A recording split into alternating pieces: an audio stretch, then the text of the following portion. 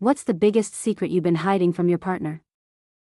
First comment. In a quiet corner of the garage, hidden among the tools and forgotten trinkets, there sits a box filled with little crochet critters, each one carefully crafted by my hands. They come to life in the moments between tasks, in the quiet pauses between clients, when the world outside is just a little too loud and I need to retreat into the rhythm of yarn and needle.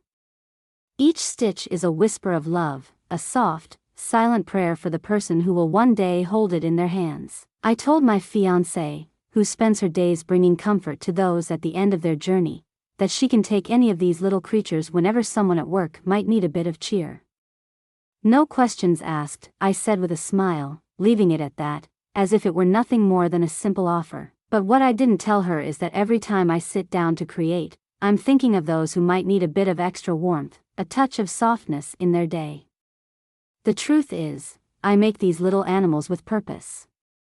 I have a secret spreadsheet, where I carefully track which creatures, which colors, bring the most smiles. I keep the box well stocked, always ready with spares, so she never has to hesitate when she reaches for one. I'll never know who these little crochet friends go to, the names and faces remain a mystery, tucked away in the confidentiality of her work. But that doesn't matter. I pour my heart into each one, imagining the comfort they might bring, the small moment of joy they might spark. I try to offer a wide array, from cheerful birds to serene foxes, so that there's always something that might speak to someone's heart. In the end, it's more than just a box of crochet critters. It's my way of weaving a little bit of love into the world, one stitch at a time, reaching out to those who need it most, even if I'll never see the impact. It's a quiet act of connection, a secret I keep to myself, knowing that in some small way, I'm helping to ease the journey of those my fiancé cares for so deeply. Second comment. For years, I thought I knew the rhythm of our shared moments, the quiet dance we performed as I lost myself in the world of football. She was always there, my constant companion, a gentle presence beside me as I shouted at the screen or muttered under my breath. I knew she wasn't a fan, not really. Her attention drifted to the whimsical world of Animal Crossing or some other distraction while I became absorbed in the game. But whenever something thrilling happened on the field, I'd nudge her, excitedly telling her to watch the replay. I'd dive into long-winded explanations, unraveling the complexities of the play, why it was unique, what made this moment stand out in the thousands of others. And she'd listen, or so I thought, nodding along with a soft smile, her eyes more on me than on the screen. This ritual became our routine, a thread woven through our years together, 6 or maybe 7. I never questioned it, never paused to wonder why she was always so patient, so willing to sit through my endless football monologues. Then one day, as casually as if she were asking about the weather, she turned to me and asked, "What is it down?" Like, fourth down, what does that mean? I was stunned, not by the question itself, but by the realization that came with it. All those hours I'd spent explaining the intricacies of the game, the strange rules, the quirks of strategy, it dawned on me that she hadn't really been absorbing any of it. She'd been content to simply be there, listening not to the game, but to the joy in my voice, the way my eyes lit up when I spoke about something I loved. It wasn't the game she was interested in, it was me, my happiness, my passion. In that moment, my heart swelled with a deep, quiet love. I saw all the times she'd chosen to sit with me, not because she cared about football, but because she cared about me. It was an act of love, pure and simple, her way of sharing in something that brought me joy, even if she didn't fully understand it. So I took a different approach. I explained the game to her, really explained it, starting with the basics, the downs, the plays, the rules that govern this sport I've always adored. And she listened, really listened, asking questions, her curiosity sparking a new kind of connection between us. Now, years later, she's as excited as I am when game day rolls around. She knows the plays, the strategies, the highs and lows that come with every match. And when something unusual happens, we don't just watch the replay. I see that same spark of understanding in her eyes, the shared excitement that bonds us even closer. It's not just about football anymore. It's about the journey we took together, from a place where she simply loved seeing me happy, to a place where we both share in that happiness. And that, to me, is more valuable than any game could ever be. Third comment. 5 long years I lingered in the shadow of betrayal, hoping against hope that time might heal the wounds that cut so deep. But no matter how hard I tried to mend what was broken, the echoes of that affair haunted my every waking moment. It wasn't just a fleeting thought, no, it was an all-consuming storm that raged in my mind, day in and day out. I clung to the life we had built over 18 years, the memories we had forged, the home we had made our own, and the dreams of growing old together. But those dreams had turned to dust in my hands, crumbling under the weight of the trust he had shattered. I tried, oh, how I tried, to find a way to believe in us again. But trust, once broken, is a fragile thing, and no matter how much I wanted to, I could never quite silence the doubts that gnawed at my heart. Every time he answered the phone, a whisper of suspicion crept in. Was it her on the other end? When he went to the store, I couldn't help but wonder if he was meeting her, rekindling the flames of a betrayal that had already burned me to the core. We had so much, didn't we? A home that stood as a testament to our years together, cars and trucks that spoke of our shared passions, even 2 dragsters that roared down the track on weekends, a thrill we once shared with joy. We had kids, grandkids, a legacy that was supposed to be our anchor, keeping us grounded as we faced the twilight of our lives. We were supposed to grow old together, side by side, but that dream had been stolen from me, replaced with the cold, hard truth of his infidelity. In my soul, I knew something was wrong long before I had the proof. There was a shift, a subtle change in him that I couldn't ignore. I felt it deep within me, a silent alarm that refused to be silenced. I tried to push it away, to convince myself that I was being paranoid, but the truth has a way of surfacing, no matter how deeply it's buried. Living with that constant unease, that endless questioning, became too much to bear. I was tired of the lies, the doubts, the heavy weight of betrayal that I carried with me every single day. And so, I made the hardest decision of my life. I walked away. I left behind the home we had built, the life we had shared, and the dreams we had once dreamed together. It wasn't easy, but it was necessary. In leaving, I found a freedom I hadn't known in years. The burden of that mess was lifted, and I could finally breathe again, my life no longer suffocated by the poison of betrayal. As it turns out, my instincts had been right all along. He was already seeing someone else before I even made the decision to leave. I only discovered the truth after I had gone, and while it hurt, it also brought a strange sense of closure. I had been right, and in that truth, I found a small measure of peace. Sometimes, no matter how much you want to make it work, you have to let go. You have to move on, even when it feels like your world is falling apart.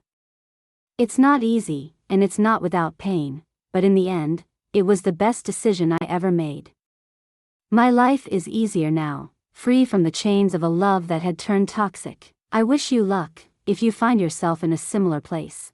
May you have the strength to do what's best for you, even when it feels impossible. Fourth reply, you're not alone. 11 years later I'm not over it. I ruminate about the details daily. I know she hasn't cheated since I found out, but the fact that I had to find out, as opposed to her coming clean, is a large part of why I'm still in pain. She trickle-truthed me for half a year. She watched me be a fucking detective and an absolute wreck and could have easily ended my pain and the stress of searching and sat me down and told me everything. But nope. Only if I had solid evidence of a lie would she admit to it. Even then it wasn't guaranteed. I got more information from one of her affair partners, a poor dude who didn't know she was married and was totally used by her and then had to deal with me, than I got from her.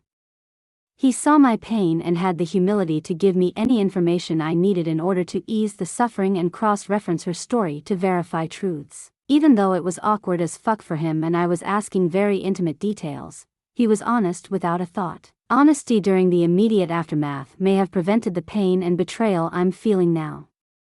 I seriously feel like how they act during the discovery phase determines how and if we can move past it. I'm not naive, blindly trusting, and I have access to everything I need for peace of mind, but it doesn't matter.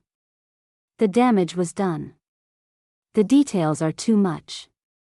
She says they truly meant nothing to her, and her behavior after the truth was revealed squares with that, Even the affair partner said he was clearly more into it than she was. She is consistently apologetic and she deserves to be able to move on from the biggest mistake she ever made, too. I can see that she has changed. She's a great mom to the 2 kids we've had since then, and a wonderful woman now. She is now what she pretended to be then. Unfortunately, you can change all you want, but it doesn't guarantee the betrayed partner will be able to trust again. Or forgive. That's why you don't cheat to begin with. I think for some people it's just not something we can move past. I said from the very start of our relationship in 2006 that there'd be no way I could ever move past cheating. She said the same. I guess she didn't believe me. So far, I'm finding that to be true. There have been good times here and there when it's not as painful, but for the most part I'm still raw. What a rambling piece of shit response that was. Reflects my state of mind, I suppose. 5th answer. Deep within the recesses of my closet, there lies a secret, a treasure trove of candy, hidden away like a dragon's hoard, guarded jealously from the prying eyes and insatiable cravings of the one I love. It's a stash of my most cherished sweets, each piece carefully selected, lovingly tucked away, out of reach from the man who would devour them all in a single, joyous binge if given the chance. Don't get me wrong, I adore him with all my heart. I even keep a few chocolates in the freezer, easy for him to grab when the urge strikes. I'm not entirely selfish, I do share, but only in small, measured doses, handing over just enough to satisfy his sweet tooth without endangering my carefully curated collection. Because I know how he is, how he can't resist, how a single taste is never enough. If I were to leave my stash unguarded, it would disappear in a week, a fleeting pleasure that I would miss terribly. I've tried the compromise, asking him to replace what he consumes, and to his credit, he does try. But it's not always so simple. Some of these treats are rare, difficult to find, gathered from far-flung corners of the city or even from distant lands. There's a certain satisfaction in the hunt, in seeking out that perfect candy that brings a moment of pure delight. When he devours them, it's not just the candy I lose, it's the effort, the adventure, the small joy of having something special. He's thin, fit, and carefree, able to indulge without a second thought. But for me, these sweets are a guilty pleasure, something I savor sparingly, as I work to shed the weight that clings to me. Each piece of candy is a small reward, a treasure to be enjoyed slowly, over time. It might take me months to finish a single bag of Dove chocolates, and while that baffles him, it's how I protect my little indulgences. I still have some Easter candy hidden away, a small victory in my ongoing quest to savor rather than devour. Of all the flaws one could have, his voracious appetite for sweets is hardly the worst. He's considerate in his own way, offering to replace or reimburse what he takes, but it's not just about the candy. It's about the peace of mind that comes from knowing my stash is safe, that I can reach for a piece whenever I need a little comfort, without worrying that it's already been consumed. So I keep my secret stash, my little hoard of happiness, hidden away. I'll share when I choose to, in small portions, enough to satisfy his cravings without depleting my reserves. It's a balance we've struck, an unspoken agreement, and in its own way, it works. Because sometimes, it's easier to keep some things to yourself, to guard your treasures, and to enjoy the sweet, simple pleasures of life at your own pace. 6th comment. One of the biggest secrets I kept from my partner involved a time in my life before we met. A few years back, I was really struggling financially. I ended up racking up a significant amount of debt trying to stay afloat. By the time I met my partner, I was just beginning to get back on my feet, and I was too embarrassed to share how bad things had been. I'd always told myself I'd wait until the right moment to tell them, but as our relationship grew, so did my fear of their reaction. It wasn't just about the money, I was afraid they'd see me differently, as someone who didn't have it all together. I knew that honesty is key in a relationship, but I kept delaying the conversation, convincing myself that I'd tell them once things were more under control. The weight of that secret was heavy. Every time we talked about the future or made plans, I felt a pang of guilt, knowing I wasn't being completely transparent. There were close calls when I almost blurted it out, especially when we talked about big financial decisions. But I held back, worried about the fallout. Eventually, I realized that this secret was eating away at me, and it wasn't fair to either of us. The day I finally confessed, I was expecting anger or disappointment, but instead, my partner just listened. They were more understanding than I could have imagined, and together, we worked out a plan to handle things. It was a huge relief, but I'll never forget how difficult it was to carry that secret, and how much easier it would have been if I had just been honest from the start. It taught me that in a strong relationship, it's better to face the tough conversations early on, rather than letting them grow into something bigger and more daunting. 7th comment. I don't know how old you are or how long you've been together. I myself have severe social and general anxiety, body dysmorphia, and intermittent gender dysphoria. I have had one partner who made me forget all of that when we were naked together, and the only thing I could think about when I saw him was, oh fuck yes, hell yes, we're gonna fucking do it. I don't give a shit what I look like, we are gonna get so fucking sloppy, nobody is leaving here with their dignity tonight, we are doing it. And I really did think exactly those things, all of it, every goddamn time, because he did not leave any room for me to wonder if he thought I was sexy. When the people I love now tell me I'm beautiful or they like this feature I hate or etc/whatever, it doesn't make me feel or think differently about myself. It makes me angry at them because I have to exist in a world where 95 to 100% of the people I interact with in a day do not know me or love me. Because they do not love me, they do not see me the same way, and I do have to live and work with their opinion about my body. The people I love are a respite from my reality. Their presence in my life is not part of my regular routine. It is better for me and my mental health if I am able to convince myself, regularly, that I am both disgusting to behold and alive and functioning anyway.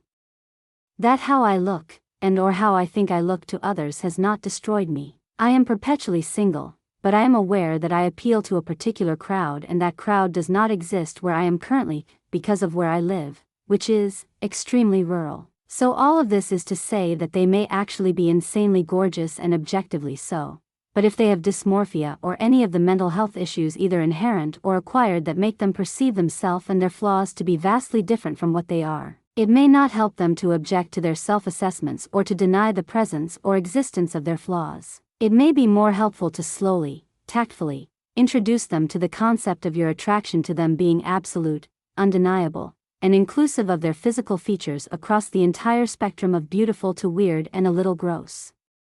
Boogers come out of their nose, fucking EW.